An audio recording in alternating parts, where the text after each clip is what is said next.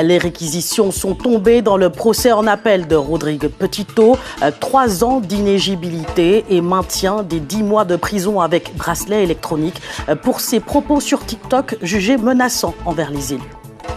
Le procès en appel de Rodrigue Petitot se poursuivait aujourd'hui. On rappelle que le leader du RPRAC est tête à la barre pour ses propos jugés intimidants et menaçants envers des élus.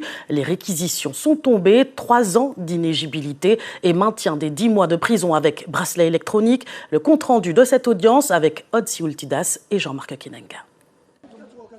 3 ans d'inéligibilité et maintien des 10 mois de prison sous bracelet électronique. Voici les réquisitions du ministère public à l'encontre de Rodrigue Petitot. Une annonce qui n'étonne pas le leader du RPRAC. En première instance, ceux qui tirent les ficelles n'avaient pas été satisfaits de ne pas me voir dans l'inéligibilité.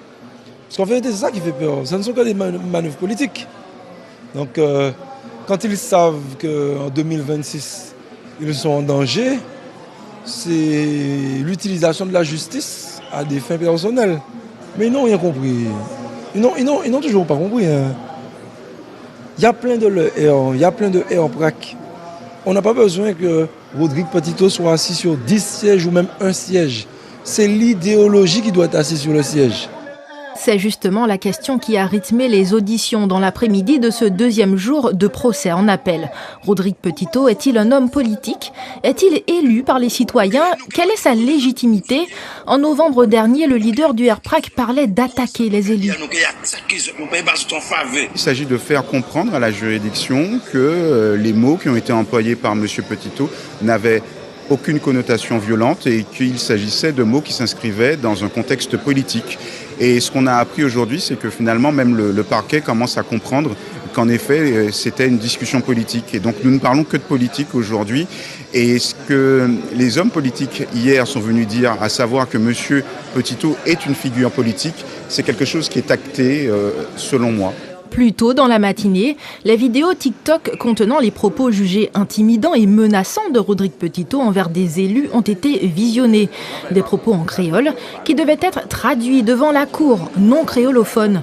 Une interprète s'en est donc chargée et c'est là que le doigt a été mis sur le principal problème. La traduction, mais plutôt l'interprétation. Qu'est-ce que le leader du RPRAC a voulu dire lorsqu'il a parlé d'attaquer les élus? Je prends juste un exemple. Quand il dit nous toujours attaquer. Ça veut dire ce que ça veut dire, c'est-à-dire qu'on n'a jamais entendu dire qu'en Martinique, un élu a été blessé, un élu a reçu une balle, et pourtant il parle que l'attaque n'a pas débuté qu'aujourd'hui. Ça signifie que le mot attaquer ne signifie pas une attaque physique. Et la subtilité du créole, on a l'impression qu'elle échappait à l'interprète. Les avocats de la défense ont plaidé la relaxe de leurs clients. Le délibéré sera rendu le 3 avril prochain.